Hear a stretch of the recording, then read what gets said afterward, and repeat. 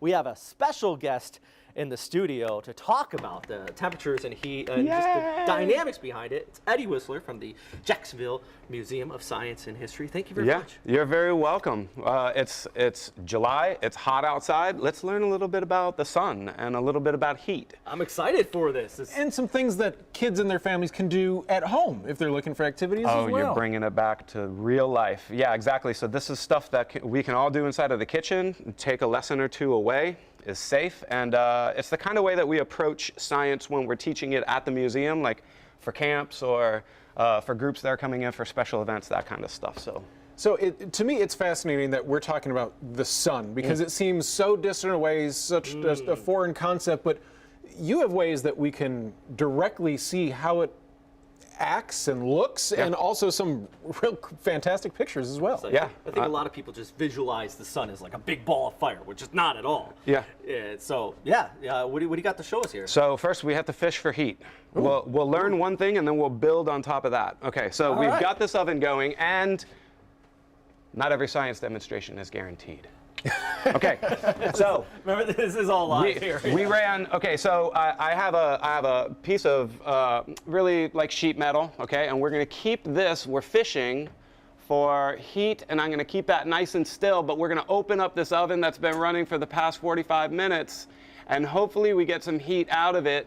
And yeah, there we go. It's moving. There we go. Starting to move, and now it's starting to move good and quick. So our little spiral is catching the updrafts, the convection, the hot air that's coming out of the oven.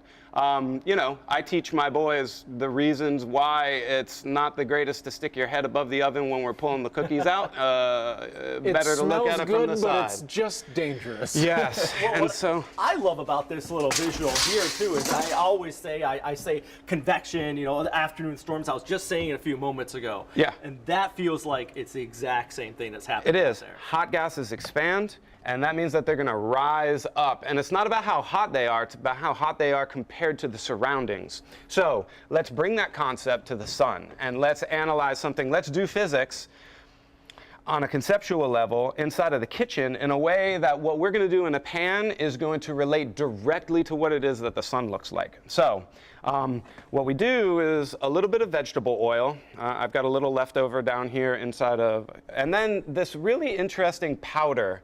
It's called mica powder, and it comes in different colors. I tried to make it look like the sun, so a little bit of yellow, a little bit of orange. And what that does, it kind of gives it like the ivory look, the kind of almost like hand soap look, where it's kind of shiny and shimmery, and you can see the flow of stuff moving. And so what I did was put this inside of a pan, and we can see these convection cells. And if you look really close, you can actually see the fluid rise up because it's being heated from underneath, and then it's reaching a ceiling. It's reaching the ends of its limits. It's reaching as far up as it could, and then it spreads across the top, cools down, and falls back down in this cycle. And where it falls back down, you can see the darker areas around the outsides of the cells. Now, that is fascinating. Now, we had the oven on broiler, so we could really crank up the heat. Does the amount of heat that we put in the pan have any effect on... I love your question. See, I'm just inquisitive. I really have no idea what I'm talking about. And my answer is the best and the worst. I'm not going to tell you. Oh, okay. Fair enough. You have to do it yourself. I like that. What's your hypothesis? What do you guess you would see? I would guess the more heat, the quicker things might move, because if we see when you crank up the heat when you're boiling water, it really, creates a high boil. I love this, but I'm not going to tell you. Goodness. And then what we do is, from this amazing telescope in Haleakala, a mountain in Maui in Hawaii, we have the best solar telescope humans have ever built. I love talking about this thing. But it put out an image just a couple of years ago as a test, and it was just the most high-definition image of the sun's surface that we ever saw. It looks almost exactly like what we're saying. It's so right there. Each one of these cells is about, on average, the size of Texas. And so we have the same physics happening in a pan here that help us understand exactly what we're seeing on the surface of our nearby star. And so we love this, and we love drawing those connections. And just to kind of blow you away a little bit more, I have a book of a million zeros. Yeah, I actually came over here a few minutes ago. I was like, so what's going on here? This is like really bad binary or something. Yeah, you mentioned, this is the relationship of how many Earths you could put inside of the sun. Imagine each one of those lowercase o's, New Times Roman, single-spaced, lowercase o, 11-point font. It takes 349 pages of lowercase o's before you get to 1,000,000. So each one of those o's is an Earth, and that's how many Earths can fit their volume inside of the sun. The sun is an amazing planet piggy bank. Also, I've got to say, Father Grabluski back in sophomore year English would really like the fact that you did Times New Roman single-spaced while typing. This is my style. There we go. This is my style. And so this is how we do things at the museum. When we're presenting ideas and concepts to people, it's good to back them up by demonstrations, and then ask questions and then run experiments in order to answer those questions. Well, and I love that these are experiments that can be done at home with a family and in a safe manner, and also just really cool. I'd love to see if people do this experiment, take some pictures, send it our way, and then also swing by the museum and just show Eddie and his crew. Especially next Saturday.